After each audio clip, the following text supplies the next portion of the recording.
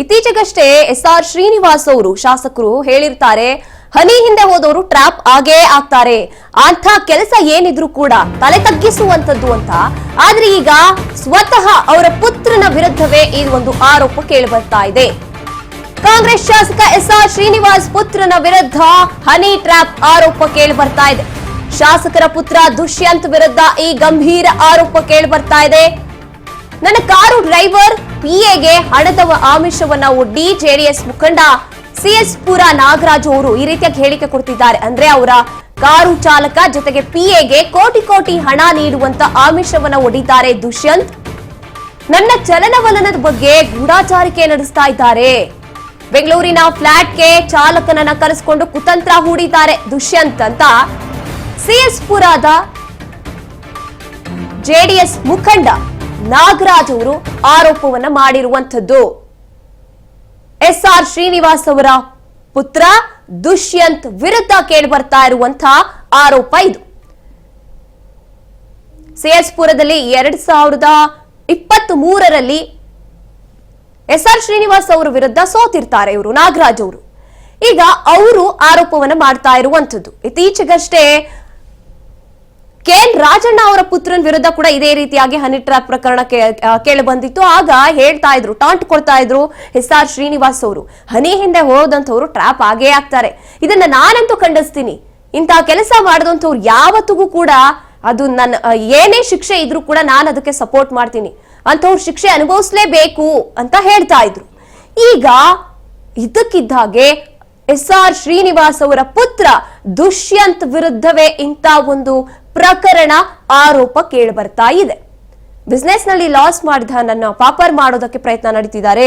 ಇನ್ನು ನಾಗರಾಜ್ ಅವರ PA ಜೊತೆಗೆ ಡ್ರೈವರ್ ಅನ್ನ ಕರೆಸ್ಕೊಂಡು ಬೆಂಗಳೂರಿನಲ್ಲಿರುವಂತಹ ಫ್ಲಾಟ್ಗೆ ಆ ವ್ಯಕ್ತಿ ಎಲ್ಲೆಲ್ಲಿ ಹೋಗ್ತಾರೆ, ಅಕ್ರಮ ಸಂಬಂಧ ಏನಾದ್ರೂ ಇದೆಯಾ, ಎಲ್ಲವನ್ನ ನನಗೆ ಮಾಹಿತಿ ಕೊಡಿ, ನೀವು ಇದನ್ನೆಲ್ಲ ಮಾಹಿತಿ ಕೊಟ್ರೆ ನಾನು ಇಷ್ಟು ಹಣ ನಿಮಗೆ ಕೊಡ್ತೀನಿ ಅಂತ ಆಮಿಷ ಒಡ್ಡಿರೋ ಆರೋಪ.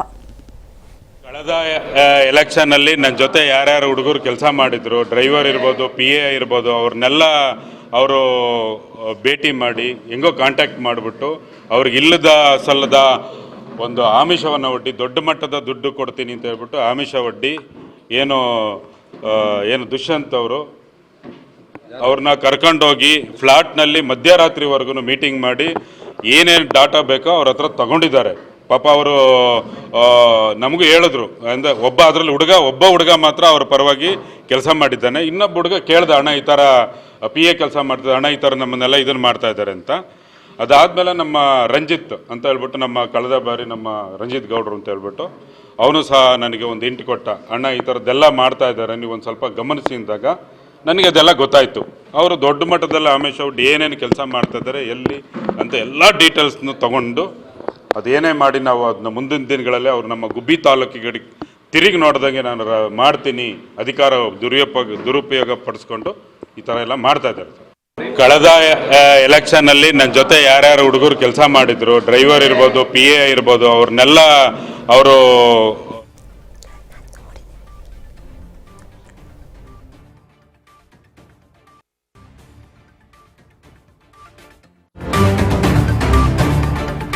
JDS ಮುಖಂಡನ ಹನಿ ಟ್ರ್ಯಾಪ್ ಆರೋಪಕ್ಕೆ ಈಗ ಆಕ್ರೋಶ ಕೇಳಿ ಬರ್ತಾ ಇದೆ.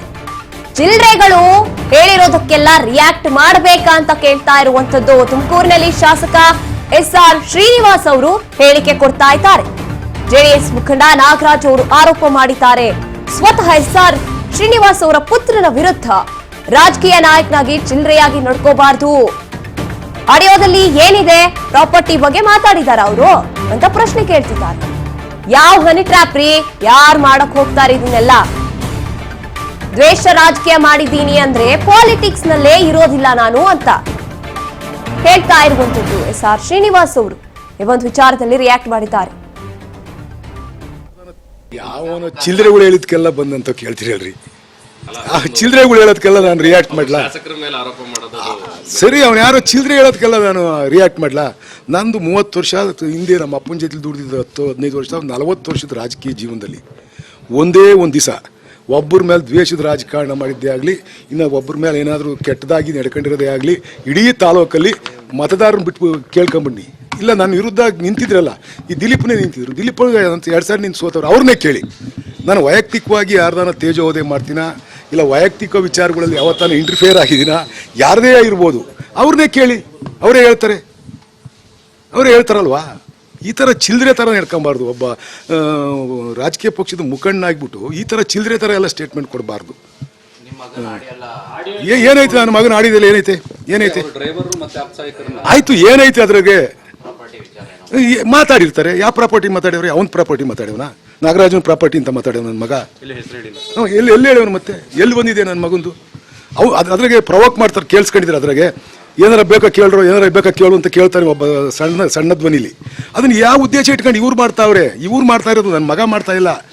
ನನ್ನ ಮಗ, ನಾನು ಫೋನ್ ಕೊಡ್ತೀನಿ ನಿಮ್ಮ ಕೈಗೆ, ತಗೊಂಡೋಗಿ ಚೆಕ್ ಮಾಡಿ. ನನ್ನ ಮಗಂತವ್ ನಾನು 3 ತಿಂಗಳಾಯ್ತು ಮದುವೆ ಆದಮೇಲೆ ನನ್ನ ಮಗಂತವ್ ಮಾತಾಡಿಲ್ಲ.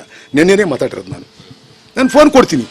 ಹೇಳವನಲ್ಲ ಅವನು, ಫೋನಿಗೆ ಕರೆಸ್ಪಾಂಡೆನ್ಸ್ ಮಾಡ್ಯವ್ರೆ ಹೇಳವ್ರೆ ಅಂತ ಏನೇನೋ ಹೇಳವನಲ್ಲ. ಕೊಡ್ತೀನಿ ತಗೊಳ್ಳಿ, ಅವನೇ ಎಂಕ್ವೈರಿ ಮಾಡಿ ಅವನಿಗೆ ಕೊಡಿ ತಗೊಂಡು ಫೋನ್ ನಂದ. ನಾನು 3 ತಿಂಗಳಿಂದ ಈಚೆಗೆ ನನ್ನ ಮಗನ ತಾವು ಮಾತಾಡಿದರೆ, ನೆನ್ನೆ ಮಾತಾಡೋದು ಬಿಟ್ಟರೆ ಮಗನ ತಾವು ಮಾತಾಡಿದ್ರೆ ನಾನು ರಾಜೀನಾಮೆ ಕೊಡ್ತೀನಿ.